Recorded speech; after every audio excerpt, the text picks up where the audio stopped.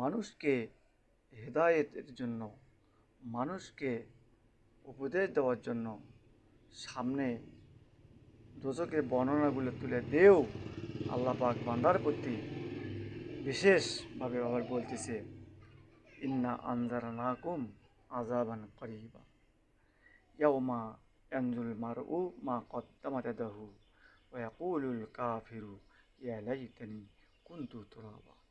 আমি নিকটবর্তী আযাব সম্পর্কে তোমাদেরকে ভয় দেখালাম।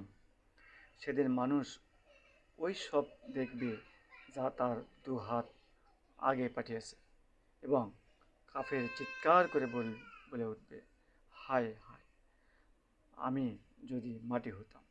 অর্থাৎ সেদিন পাপিষ্ঠ লোকেরা তাদের আমল দেখে বলবে, আল্লাহ, যদি আজকে আমরা মাটিতে পরিণত হতাম তাহলে আমাদের আজকে হিসেব হতে হতো না। সুতরাং আমাদের ওখানে আফসোস করে লাভ নাই, দুনিয়াতেই আমাদের আমল করতে হবে, দুনিয়াতেই আমাদের ফসল ফলে ভালো ফসল নেই আল্লাহ দরবারে যেতে হবে। আশা করি বুঝতে পেরেছি।